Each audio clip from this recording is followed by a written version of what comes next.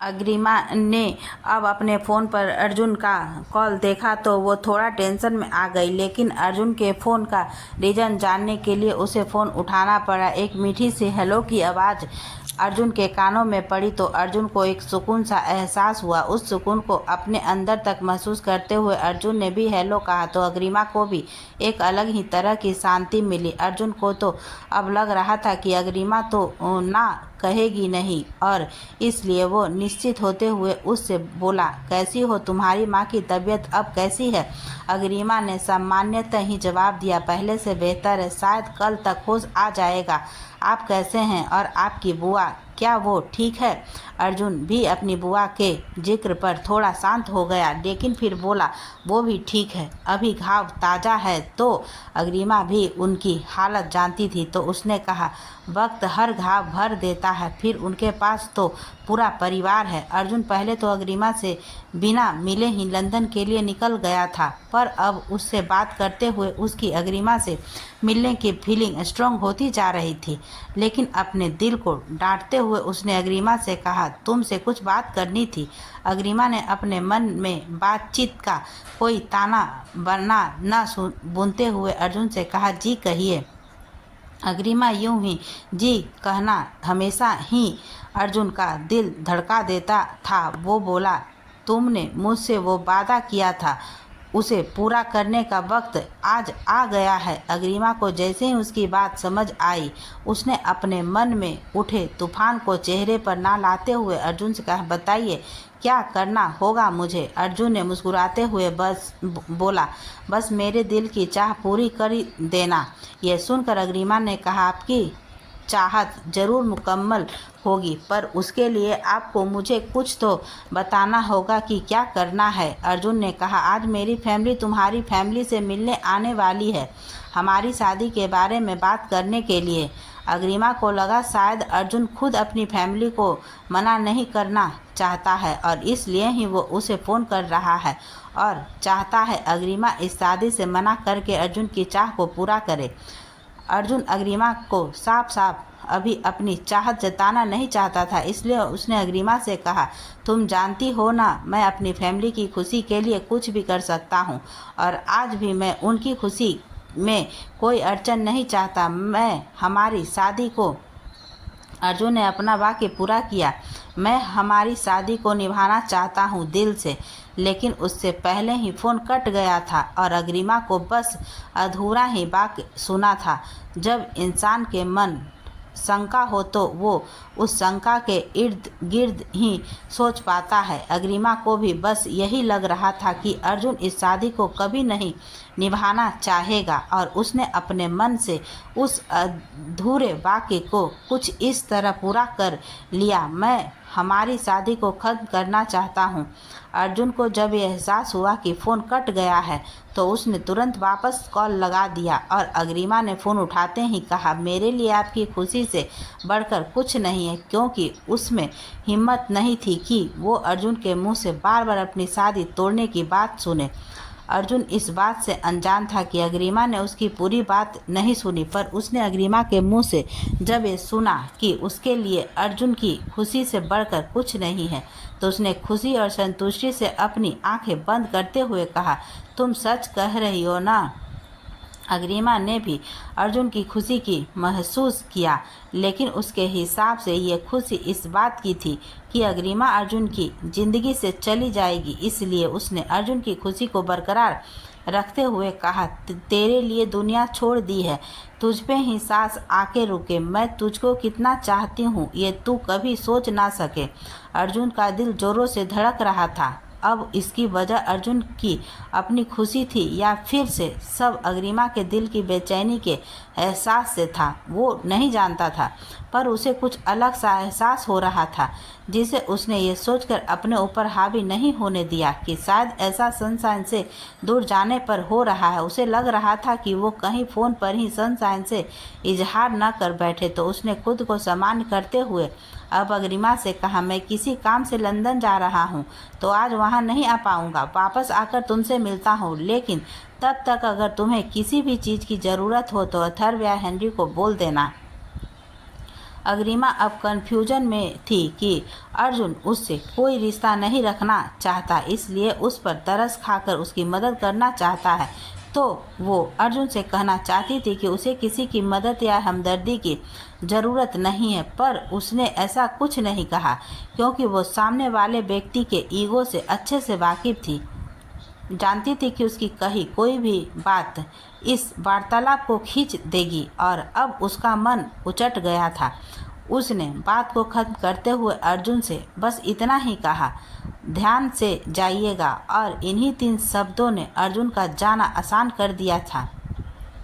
उधर आनंदी जी ने तन्वी के साथ मिलकर सब तैयारियां कर ली थी। अजय जी ने राजवीर जी को फ़ोन करके बता दिया था कि वो सब उनसे मिलना चाहते हैं।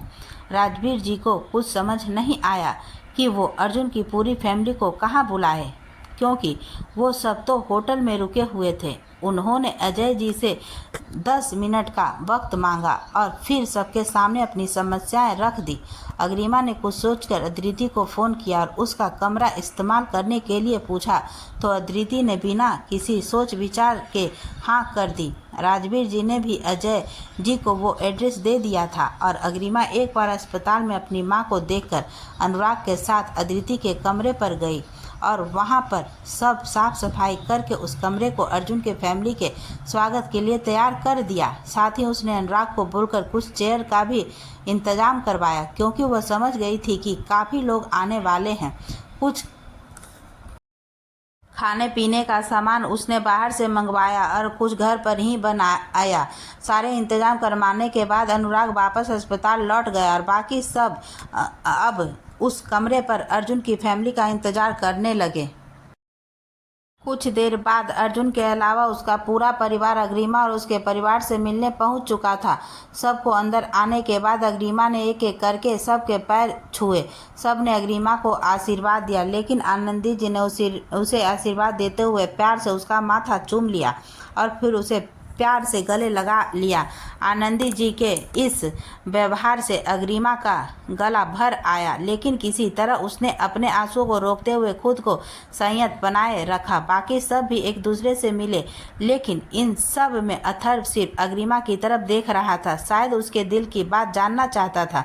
राजवीर जी के इशारे पर अग्रिमा किचन में चली गई और कुछ खाने पीने का सामान लेकर उसने टेबल पर रख दिया। कुछ औपचारिक बातों और अग्रिमा की मां की सेहत की जानकारी लेने के बाद सूर्य प्रताप जी ने जगत राज जी से कहा, जगत राज, हम आज यहाँ सबको ये बताने आए हैं कि पंचायत वाले दिन हम अग्रिमा को अपने घर की बहू के रूप में विदा करवा कर ले जाएंगे। ये सुनते ही जगत राज जी ने राजवीर जी और तेजवीर जी की तरफ देखा। उन दोनों ने भी खुशी से अपनी सहमति दे दी। जगत राज जी ने अपने हाथ जोड़कर सूर्य प्रताप जी से कहा, सूर्य प्रताप, मैंने तो इस जन्म में इस दिन की उम्मीद ही छोड़ दी थी। मुझे तो यकीन ही नहीं आ रहा था कि मेरी बेटी का घर भी बस जाएगा, पर क्या अर्जुन मान गया? सूर्य प्रताप जी ने कहा, अब अर्जुन के पास न मानने का कोई ऑप्शन नहीं था। पहले उसने जो कारण दिया था वो हमें भी ठीक लग रहा था, लेकिन अब हम अपनी बहू को खुशी खुशी घर लेकर ही जाएंगे। सबके चेहरे पर खुशी और सुकून साफ स्पष्ट देखा जा सकता था, पर अथर्व को अग्रिमा के चेहरे पर उलझन भी दिख रही थी। इससे अनजान दोनों परिवारों के बड़े एक दूसरे को मुबारकबाद दे रहे थे और इतने सालों बाद आज सूर्य प्रताप जी और जगत राज जी ने एक दूसरे को गले लगा लिया था। अग्रिमा उन सब की खुशी देखकर कुछ बोल ही नहीं पा रही थी, पर फिर उसे अर्जुन की बात याद आ गई, बस मेरे दिल की चाह पूरी कर देना। अग्रिमा ने अब एक नज़र सबको देखा और फिर सूर्य प्रताप जी के सामने आकर उसने अपने हाथ जोड़ लिए। सब ने सांवरिया नज़रों से अग्रिमा की तरफ देखा तो अग्रिमा ने संकोच के साथ सूर्य प्रताप जी से कहा, मुझे आप सब से कुछ कहना है। सूर्य प्रताप जी ने अग्रिमा के चेहरे पर आई सिकन को देखा और कहा, बोलो बेटा, क्या बात है? अग्रिमा ने अपने अंदर की सारी हिम्मत बटोर कर कहा, मैं और मेरा परिवार जिस वचन से बंधे हैं, मेरे संस्कार उस वचन को तोड़ने की इजाज़त नहीं देते, तो मैं आपकी बात को टाल नहीं सकती, पर आप लोग किसी वचन से बंधे नहीं हैं और मेरा आप सब से निवेदन है कि आप इस शादी या विदाई के टॉपिक को यहीं छोड़ दें। ये सुनते ही मलिक परिवार के लोगों के चेहरे पर खुशी की जगह मायूसी छा गई और प्रताप परिवार के लोग अग्रिमा को हैरानी से देखने लगे। सब जानते थे कि अग्रिमा इस शादी को अकेले निभाने का वादा कर चुकी थी और अब अर्जुन को भी कोई आपत्ति नहीं है तो अग्रिमा को खुश होना चाहिए, पर यहाँ तो उल्टा हो रहा था। अजय जी ने अग्रिमा से उनकी मनाही का कारण जानने के लिए उससे पूछा, बेटा साफ साफ बताइए, आप क्यों ऐसा चाहती हैं? अग्रिमा ने बिना किसी हिचक से कहा, सर इसके कई कारण हैं, जिसमें से सबसे मुख्य कारण है आपके बेटे की इस रिश्ते में मर्जी होना चाहिए। आनंदी जी ने अग्रिमा की बात सुनकर कहा, ऐसा नहीं है अग्रिमा, अर्जुन की पूरी मर्जी इस फैसले में शामिल है। सबने सहमति जताई, पर अथर्व के मन में कुछ खटक गया तो उसने अग्रिमा से पूछ ही लिया, आप ये कैसे कह सकती हैं कि इसमें अर्जुन की मर्जी नहीं है? अग्रिमा ने अथर्व को एक नज़र देखा और कहा, आपके भाई किसी लड़की को पसंद करते हैं और उससे ही शादी करना चाहते हैं। और अथर्व ने तुरंत ही अग्रिमा की बात काटते हुए कहा, अगर ऐसा होता तो अर्जुन किसी को यहाँ आने की नहीं देता, तो हम सबको सच बता देता और किसी को उसकी पसंद से कोई एतराज़ नहीं होता। अग्रिमा को इस वक्त अर्जुन पर भी गुस्सा आ रहा था कि उसने उसे कहाँ फंसा दिया है। किसी लड़की को मनाना या समझाना होता तो अलग बात थी, लेकिन अर्जुन के परिवार को समझाना, एक तो वो वैसे ही सहज नहीं है उन सब के सामने, और ऊपर से हर किसी की नज़रों में वो ये सवाल पढ़ पा रही थी कि अर्जुन किसी लड़की को पसंद करता है।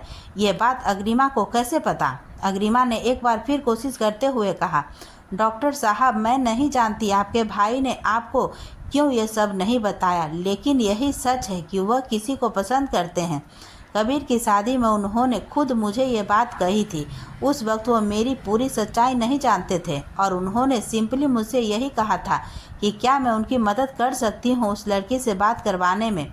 अथर्व ने एक बार फिर कन्फ्यूजन में कहा, अर्जुन ऐसा कोई काम नहीं करता जो उसे पसंद ना हो या उसके हिसाब से ना हो, और उसने कल खुद दादू से कहा कि जो वो चाहते हैं वैसा ही होगा, और दादू ने ये साफ कहा था कि वो आपको घर ले जाना चाहते हैं। सूर्य प्रताप जी ने अथर्व की बात पर रजामंदी देते हुए कहा, अथर्व सही कह रहा है और अर्जुन ने खुद सहमति दी है और वो अब इस बात से मुकर नहीं सकता, उसे अब ये शादी निभानी ही होगी। अग्रिमा ने सूर्य प्रताप जी से बड़े ही आदर के साथ कहा, आप मेरे दादाजी जैसे हैं और मुझे आपकी बात काटना बिल्कुल अच्छा नहीं लग रहा है, लेकिन क्या आप चाहते हैं कि आपका पोता भी एक ऐसी शादी में बंद कर रह जाए जिसमें उनकी मर्जी ना हो, जैसे आपकी बेटी? हो सकता है वो आप सब की जिद या प्यार की वजह से इस शादी को निभाने को तैयार हो गए हो, लेकिन उनकी खुशी और मर्जी इसमें नहीं है। आनंदी जी ने अग्रिमा से पूछा, वो लड़की कौन है जिसे अर्जुन पसंद करता है? अग्रिमा ने अपने मन में ही कहा, ये तो मैं नहीं जानना चाहती हूँ कि वो खुशनसीब आखिर है कौन। फिर उसने अपना सिर ना की मुद्रा में हिलाते हुए कहा, मैं उस लड़की के बारे में कुछ नहीं जानती। हर कोई अब असमंजस में था। तेजवीर जी ने सुझाव दिया कि अर्जुन से फ़ोन करके पूछ लेना चाहिए, तो अथर्व ने बताया कि वो फ्लाइट में होगा और बात नहीं हो पाएगी। अग्रिमा ने अब सबके सामने अपने विचार रखते हुए कहा, मैं इस शादी को निभाने से ना तो आज मुकर रही हूँ और ना आगे कभी ऐसा कर सकती हूँ, पर आप लोगों को एक बार अपने बेटे से बात करनी चाहिए। उन्हें ज़बरदस्ती इस शादी में बांधने से अच्छा है कि आप उनकी मर्जी से उनकी शादी करवाएं। जगत राज जी थोड़ा स्वार्थी होते हुए अग्रिमा से बोले, और तेरा क्या अम्मू? अग्रिमा ने अपने दादाजी की भावनाओं को समझते हुए उनके हाथ को अपने हाथ में लेकर कहा, अगर चाचू नहीं मिलते दादाजी तो, और पहले तो मेरे पास जीने की कोई वजह भी नहीं थी, लेकिन अब माँ है। आप और मैं, हम दोनों जानते हैं कि माँ के लिए उस घर में कोई जगह नहीं है, इसलिए मैं माँ को ठीक होते ही अपने साथ बेंगलोर ले जाऊंगी। एक बार फिर किस्मत और औलाद जीत गए। रंजीशों के मोहब्बत पनप तो गई थी, पर मुकम्मल मेरे होकर भी मेरे नहीं हो तुम। मेरे हर सुबह मेरे हर शाम में हो तुम, मगर मेरे नहीं हो तुम। मेरे हर बात मेरे हर जज्बात में हो तुम, मगर मेरे नहीं हो तुम। मेरे हर जिक्र मेरे हर फिक्र में हो तुम, मगर मेरे नहीं हो तुम। मेरे हर दुआ मेरे हर सजदे में हो तुम, मगर मेरे नहीं हो तुम। मेरे हर फैसले मेरी हर पसंद में हो तुम, मगर मेरे नहीं हो तुम। मेरे हाथों की लकीरों में, मेरे जीवन के हसीन लम्हों में हो तुम, मगर मेरे नहीं हो तुम। अग्रिमा की बातें सुनने के बाद प्रताप परिवार का कोई सदस्य कुछ कह नहीं पा रहा था, क्योंकि कोई भी अब अर्जुन का या अग्रिमा की जबरदस्ती के रिश्ते में बांधना नहीं चाहता था। लेकिन फिर भी फाल्गुनी जी ने अग्रिमा से कहा, बेटी, अर्जुन को कोई भी लड़की पसंद हो, पर मैं शर्तिया तौर पर कह सकती हूँ कि वो लड़की तुम्हारे कदमों के धूल के बराबर भी नहीं होगी। अग्रिमा ने तुरंत ही कहा, नहीं, ऐसा मत कहिए।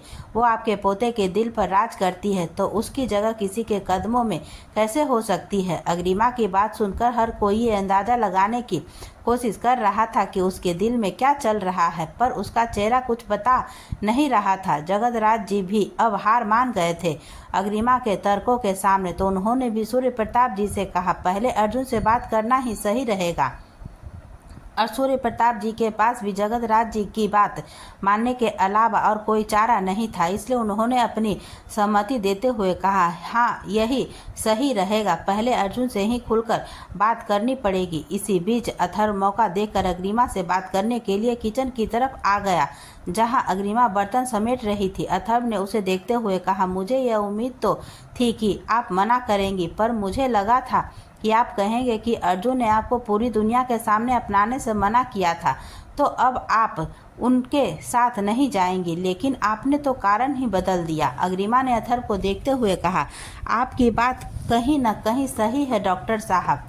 जब उन्होंने पूरी दुनिया के सामने मुझे अपनाने से इनकार किया था, तो कुछ ठेस मेरे आत्मसम्मान को भी पहुंची ही थी, लेकिन मैं अपने परिवार का वादा अपने लिए भी नहीं तोड़ सकती थी। इसलिए अगर आपके भाई इस शादी को निभाने के लिए राजी होंगे तो मैं पीछे नहीं हटूंगी।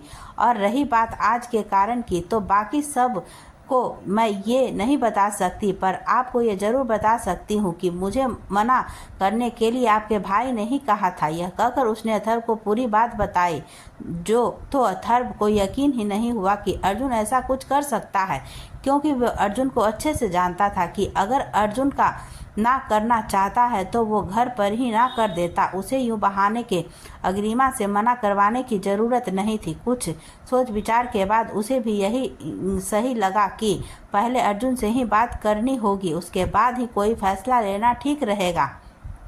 प्रताप परिवार सबसे विदा लेकर वापस अपने घर जा चुका था और अग्रिमा अपनी फैमिली के साथ अस्पताल के लिए निकल चुकी थी। शाम को जब आनंदी जी ने अदिति के घर जाने की बात कही, तो इस बार अथर्व भी आना कानी करने लगा, लेकिन सूर्य प्रताप जी ने उसे समझाते हुए कहा कि अर्जुन की जिंदगी के किसी भी फैसले का असर अथर्व की निजी जिंदगी पर नहीं पड़ना चाहिए, और अर्जुन की वजह से अदिति के साथ कोई नाइंसाफी नहीं होनी चाहिए। सब अदिति के घर के लिए निकल गए और वहां धर्म सिंह ग्रेवाल और नालिनी जी, अदिति और अदिति के माता पिता ने उनका बहुत ही अच्छे से स्वागत किया। आनंदी जी ने फाल्गुनी जी और अनुपमा के साथ नक्ष की मम्मी हिमानी जी को भी शगुन की क्रियाओं में शामिल कर लिया था। सब बड़ों ने शादी और सगाई की तारीख पर चर्चा शुरू की, तो अथर्व ने उन्हें टोकते हुए कहा, अगर आप सबको कोई प्रॉब्लम ना हो तो मैं चाहता हूं कि मेरी और अर्जुन की शादी एक साथ हो। अजय जी ने अथर्व को समझाते हुए कहा, अथर्व, अर्जुन का अभी कुछ फाइनल नहीं है। लेकिन अथर्व ने ही कुछ जवाब देने से पहले धर्म सिंह जी ने अजय जी से कहा, हमें कोई समस्या नहीं है भाई साहब, और फिर रिश्ता फाइनल होने में वक्त ही कितना लगता है। अर्जुन बेटे को तो कोई भी लड़की ना नहीं कहेगी। धर्म सिंह जी की बात सुनकर सब चुप हो गए। सबके दिमाग में अग्रिमा का ख्याल घूम गया और कुछ देर के डिस्कशन के बाद ये तय हुआ कि अथर्व और अदिति की सगाई कर देते हैं, एक अच्छा सा मुहूर्त देखकर, और शादी का सब उसके बाद सोचेंगे। अथर्व और अदिति बैठे तो अलग अलग थे, पर दोनों को ही एक दूसरे की नज़रें खुद पर बखूबी महसूस हो रही थी। अथर्व के चेहरे पर खिलती शर्म की लाली अथर्व को बेचैन होने पर मजबूर कर रही थी। अथर्व सब भूलकर अदिति में खोता जा रहा था तो अदिति ने वहां आकर हल्के से खांसते हुए अथर्व का ध्यान अपनी ओर खींचा। अथर्व ने उसकी तरफ देखा तो वो शरारत से बोली, जीजू कुछ तो आसपास का लिहाज कीजिए। अथर्व एक बार मुस्कुरा दिया लेकिन फिर थोड़ी गंभीरता से बोला, अदिति मुझे अदिति से बात करनी है। अदिति ने कुछ जुगाड़ लगाकर अदिति और अथर्व को टेरेस पर भेज दिया था। अदिति के चेहरे पर अथर्व को देखते ही एक शर्मीली सी मुस्कुराहट आ गई। अथर्व भी एक पल तो उसे देखता रहा। बेबी पिंक कलर के शरारा सूट में वो बहुत ही प्यारी लग रही थी। वो अदिति के पास आया और उससे बोला, हमारा रिश्ता आज ऑफिशियली हुआ है अदिति, लेकिन मैं इस रिश्ते के हर पड़ाव को दिल से पर करना चाहता हूँ, ना कि समाज के कहने पर। अभी हम एक दूसरे को अच्छे से जानते नहीं हैं और मैं हमारे बीच किसी गलतफहमी को कोई जगह नहीं देना चाहता। यह हमेशा से सच रहा है कि मैं और अर्जुन एक साथ ही शादी करना चाहते थे और इसलिए मैंने नीचे शादी को थोड़ा डिले करने की बात कही है। अदिति अथर्व का पॉइंट समझते हुए उससे बोली, रिलैक्स अथर्व, मुझे या मेरी फैमिली को कुछ दिन रुकने में कोई प्रॉब्लम नहीं है। पापा ने भी तुमसे यही कहा था, तो तुम इस बात की टेंशन देना प्लीज़ बंद करो। अथर्व ने मुस्कुरा कर कहा, मैं टेंशन नहीं ले रहा, बस वो बात कहने के बाद मुझे ख्याल आया कि एक बार मुझे पहले तुमसे बात कर लेनी चाहिए थी। आखिर शादी का फैसला मेरे अकेले का तो नहीं हो सकता ना। अदिति अथर्व के इस स्वभाव पर मर मिट जा रही थी। उसके पास शब्द नहीं थी अपनी फीलिंग्स बताने के लिए कि इस वक्त वो कितना अच्छा फील कर रही है। तो उसने बात का रुख मुड़ते हुए पूछा, अथर्व मुझे तुमसे कुछ बात करनी है। अथर्व ने सहजता से ही कहा, हाँ बोलो। अदिति ने एक पल सोचा और फिर कहा, तुम जानते हो कि मेरी सिर्फ एक बहन है और कोई भाई नहीं है, तो मेरी प्रायोरिटी तुम्हारी फैमिली के साथ साथ मेरे पेरेंट्स भी रहेंगे। आई होप सबको इस बात से कोई दिक्कत नहीं होगी। अगर उनका कोई बेटा होता तो शायद। अथर्व ने उसे बीच में ही टोक दिया और कहा, आज कहा है दोबारा मैं ये ना सुनूं। और फिर रुमानियत भरे लहजे में अदिति की तरफ झुकते हुए बोला, तुम्हारे और मेरे पेरेंट्स का ध्यान मैं रख लूँगा, तुम बस मेरा ध्यान रख लो चेरी। अदिति हैरानी से अपनी बड़ी बड़ी आंखों से उसे देखने लगी तो अथर्व ने आगे आकर उसे अपनी आगोश में भरते हुए कहा, आज के दिन यह मेरा हक है और तुम्हारा भी। अदिति ने भी अपनी तेज हो धड़कनों के साथ खुद को अथर्व के हवाले कर दिया। तेरी नज़र ने ये क्या कर दिया, मुझे ही मुझको जुदा कर दिया। तेरी नज़र ने ये क्या कर दिया, मुझे ही मुझको जुदा कर दिया। मैं रहता हूँ तेरे पास कहीं, अब मुझको मेरा एहसान नहीं। दिल कहता है बस मुझे कि थोड़ा थोड़ा प्यार हुआ है तुमसे, कि थोड़ा इकरार हुआ तुमसे, कि थोड़ा प्यार हुआ तुमसे, कि थोड़ा इकरार हुआ तुमसे, कि ज़्यादा भी होगा तुम्ही से, ये कि थोड़ा इकरार हुआ तुमसे। मेरी आंखों की दुआ है ये चेहरा तेरा, अब देखे बिन तुझे न गुजारा हो मेरा। मेरी आंखों की दुआ है ये चेहरा तेरा, अब देखे बिना तुझे न गुजारा हो मेरा। मैं सांस भी लूँ तुझे चाहे बिना, अब होगा न ये हमसे कि थोड़ा थोड़ा प्यार हुआ तुमसे, ये थोड़ा थोड़ा इकरार हुआ तुमसे, कि थोड़ा थोड़ा प्यार हुआ तुमसे, कि थोड़ा थोड़ा प्यार हुआ तुमसे, कि थोड़ा थोड़ा इकरार हुआ तुमसे, कि थोड़ा थोड़ा प्यार हुआ तुमसे, कि ज़्यादा भी होगा तुम ही से, कि थोड़ा थोड़ा प्यार हुआ तुमसे। अदिति हैरानी से अपनी बड़ी बड़ी आंखों से उसे देखने लगी तो अथर्व ने आगे आकर उसे अपने आगोश में भरते हुए कहा, आज के दिन यह हक मेरा हक है और तुम्हारा भी। अदिति ने भी अपनी तेज हुई धड़कनों के साथ खुद को अथर्व के हवाले कर दिया। कुछ देर बाद अदिति ने अथर्व से अलग होते हुए उससे पूछा, अभी तुमने क्या कहा चेरी? अथर्व ने उसके चेहरे को अपनी हथेलियों के बीच लेते हुए कहा, हाँ चेरी, आज से मैं तुम्हें यही बुलाने वाला हूँ। कल प्रेस कॉन्फ्रेंस के लिए तुम्हें तैयार हुए देखा तो मेरे दिल में बस यही नाम आया था। अदिति की पलकें शर्म के मारे झुक गई तो अथर्व की मुस्कुराहट और गहरी हो गई। उसने एक हाथ से उसकी चीन से उसके चेहरे को ऊपर उठाया और बोला, चेरी, मैं नहीं जानता कि तुम्हारे दिल में मेरे लिए कुछ है या नहीं, but I definitely like you. और तुम्हारे बीच जो ये खूबसूरत रिश्ता बन गया है उसकी वजह से फीलिंग आना लाजमी है, पर मैं नहीं चाहता कि ऐसा कुछ हम जबरदस्ती करें। शादी डिले हो ही गई है तो let's utilise this time, let's know each other. Aditi तो अथर्व को बहुत पहले से पसंद करती थी और आज वो भी अथर्व की सच्चाई में अपना सच्चाई मिलाते हुए बोली, अथर्व में एक्चुअली मैं भी काफ़ी पहले से तुम्हें पसंद करती हूँ, बट ये सिर्फ अट्रैक्शन था तुम्हारी स्मार्टनेस से। लेकिन अब पिछले 2 दिन से लग रहा है जैसे, अथर्व ने उसकी बात में दिलचस्पी लेते हुए कहा, जैसे। अदिति उसकी गहरी नज़रों की तपिश से खुद में सिमटते हुए बोली, जैसे वो पसंद वाली फीलिंग बढ़ती जा रही है। और वो ये कहकर मुड़ गई, शायद अथर्व को अपना शर्म से लवरेज मुखड़ा दिखाना नहीं चाहती थी। अथर्व ने मुस्कुराते हुए उसके पीछे से ही उसकी कमर में अपना हाथ हल्के से लपेटे और उसके कंधे पर अपना सिर टिका कर कहा, तो चलो एक खूबसूरत सफ़र पर चलते हैं, जब ये पसंद वाली फीलिंग शिद्दत वाले प्यार में बदल जाएगी। अर्जुन के घर वालों को मना करने के बाद अग्रिमा कुछ देर के लिए मंदिर चली गई। उसके पापा या चाचू और बाकी सब में से भी किसी ने उसे नहीं रोका, क्योंकि सब जानते थे कि उसके लिए भी आसान नहीं था पूरी जिंदगी अर्जुन के नाम कर देना और फिर अर्जुन की खुशियों के लिए खुद को उससे अलग कर देना, वो भी तब जब अब अर्जुन का पूरा परिवार उसे लेने आया था। वहीं अर्जुन फ्लैट में बैठा अपने लैपटॉप पर कुछ कर रहा था और साथ ही कुंज और उसके ऑफिस के कुछ लोग भी थे, उसके साथ वो मीटिंग कर रहा था। अर्जुन को एकदम ही बहुत ही बेचैनी का एहसास हुआ, सांस घुटती हुई सी प्रतीत हुई। उसने अपनी शर्ट के ऊपर के 2 बटन खोलते हुए कुंज को इशारा किया तो कुंज ने तुरंत पानी का बोतल उसके सामने की पानी पीकर अर्जुन को थोड़ा बेहतर लगा। वहीं अग्रिमा ने आज सुबह से कुछ ठीक से खाया पिया नहीं था। आज क्या, उसने तो कबीर की शादी में भी बस ठीक से थोड़ा बहुत नाश्ता ही किया था। उसके बाद से तो वो खाने के नाम पर बस खाना पूर्ति कर रही थी और आज मंदिर में पूजा करने के बाद उठते हुए चक्कर आ गया था। किसी तरह पिलर का सहारा लेकर उसने खुद को संतुलित किया। पास में पूजा कर रही एक औरत की नज़र उस पर पड़ी तो उसने अग्रिमा को पानी पिलाया और अग्रिमा को थोड़ा बेहतर लगा। दोनों को ही इस वक्त पानी से ज़्यादा एक दूसरे को ज़रूरत थी, लेकिन इस बेचैनी के आलम में अगर सुकून को कोई कतरा उन दोनों के लिए था तो वो था एक दूसरे का दीदार। अर्जुन चला तो गया था पर उसका पल पल भारी हो रहा था। वो सनशाइन को अपनी बाहों में लेने के लिए वो तड़प रहा था। उसने सोचा था कि अगर एक बार वो सनशाइन से मिल लेगा तो उसका जाना मुश्किल हो जाएगा, लेकिन अब भी उसका जाना आसान तो नहीं था। हर पल सनशाइन को देखने की तमन्ना, उसे अपने पास महसूस करने की उसके दिल की जिद, और सबसे ज़्यादा मुश्किल हो रहा था खुद को अग्रिमा के ख्यालों से बाहर लाना।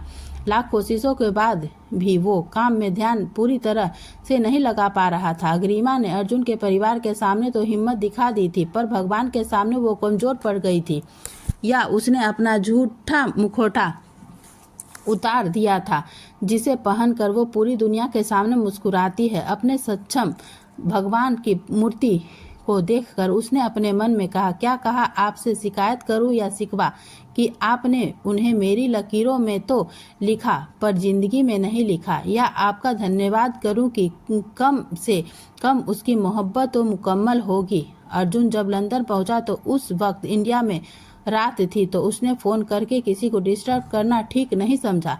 वो सीधे अपने रेजिडेंट पर गया जहां क्लार्क ने सुबोध तिवारी और जगमोहन तिवारी को रखा हुआ था। हालत तो उन दोनों की वैसे ही ठीक नहीं थी और अब अर्जुन को अपने सामने देखकर वो ज़्यादा डर गए थे। अर्जुन ने उन दोनों को देखकर हंसते हुए क्लार्क से कहा, seems like you have taken good care of them. Clark भी बस मुस्कुरा दिया। तो अर्जुन ने सुबोध तिवारी से कहा, वैसे तो तुम्हारी हालत देखकर लग रहा है कि तुम्हें अपने किए पर अफसोस हो रहा होगा, लेकिन फिर तुमने अर्जुन के भाई पर नजर डाली है तो सजा तो मिलेगी। सुबोध के कुछ कहने से पहले ही जगमोहन तिवारी ने अर्जुन से माफ़ी मांगते हुए कहा, अर्जुन जी प्लीज़, हमसे गलती हो गई, मुझे माफ़ कर दीजिए। मैं आपके पैर तक पकड़ने को तैयार हूँ। प्लीज़ मुझे और मेरे बेटे को छोड़ दीजिए।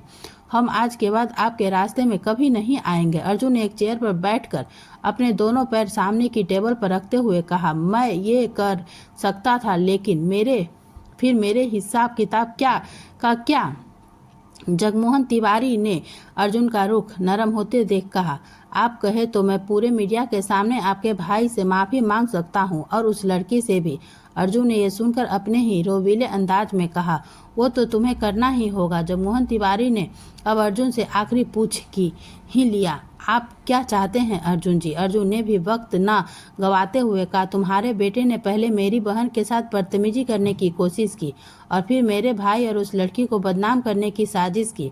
हालांकि वो दोनों ही बार सफल नहीं हो पाया, लेकिन क्या गारंटी है कि वो आगे ऐसा नहीं करेगा? सुबोध ने भी अब हार मानते हुए कहा, मैं कुछ नहीं करूँगा सर, प्लीज़ छोड़ दीजिए। अर्जुन ने जब तिवारी बाप बेटे को पकड़ रहा था तो उसके गुस्से का लेवल अलग था, लेकिन उस खबर की वजह से अथर्व को उसका प्यार मिल गया था तो अर्जुन अब नरमाई पर आ गया था और वो उन दोनों को कोई कड़वी सजा नहीं देना चाहता था, लेकिन वो उन दोनों को बिना सबक सिखाए छोड़ना भी नहीं चाहता था।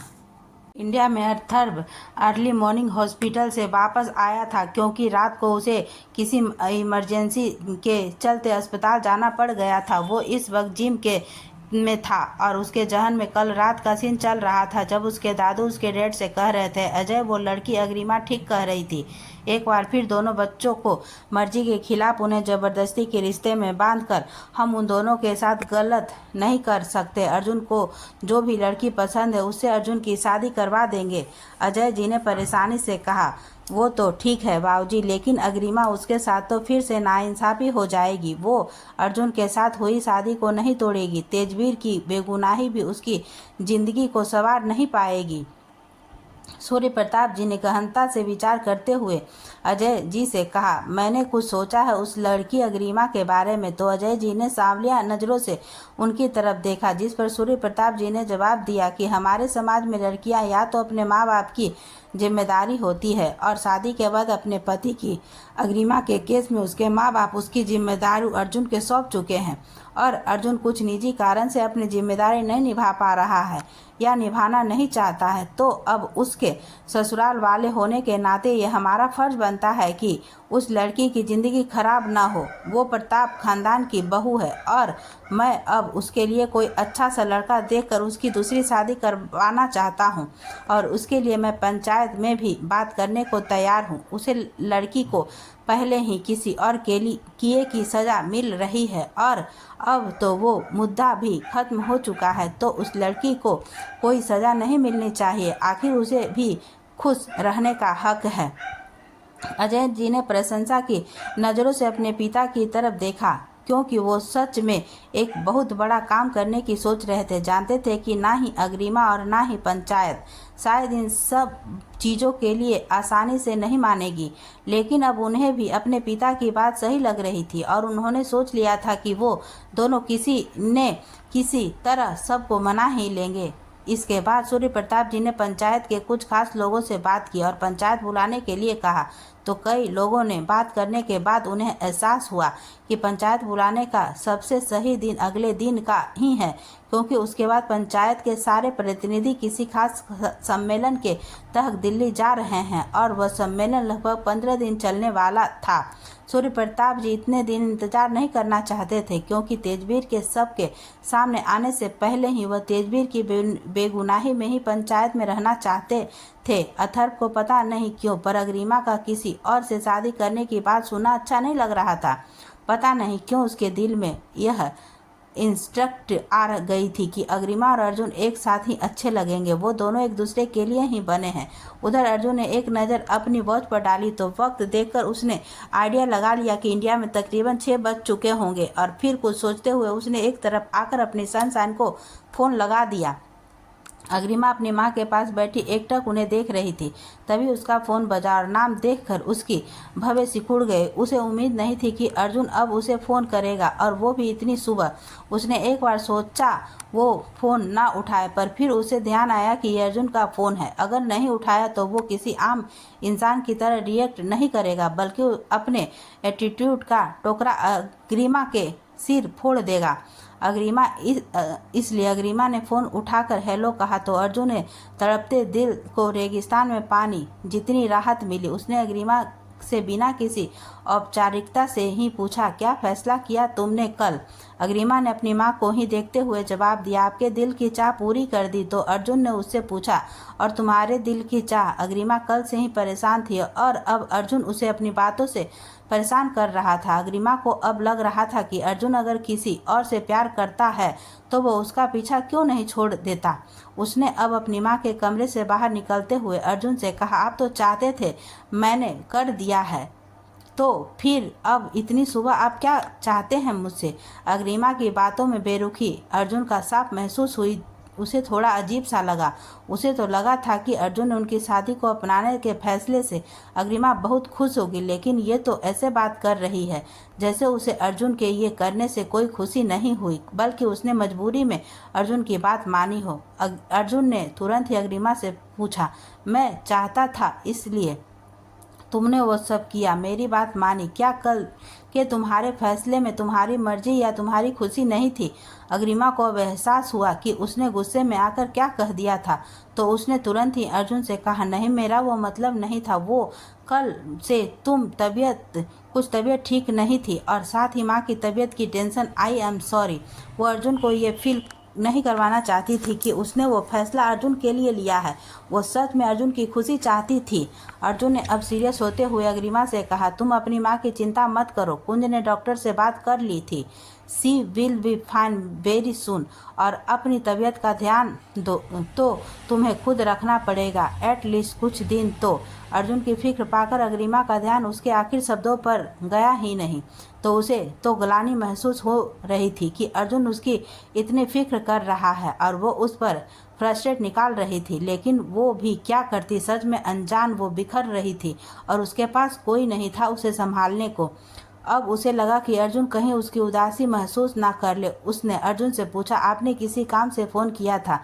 अर्जुन उसके सवाल पर मुस्कुराते हुए उससे बोला, मैं बिना काम तुम्हें फ़ोन नहीं कर सकता क्या? अग्रिमा और अर्जुन की हालत एक दूसरे से बिल्कुल विपरीत थी। अर्जुन जहां अग्रिमा के अटखेलियां करना चाहता था, वहीं अग्रिमा अर्जुन से दूरी बनाना चाहती थी।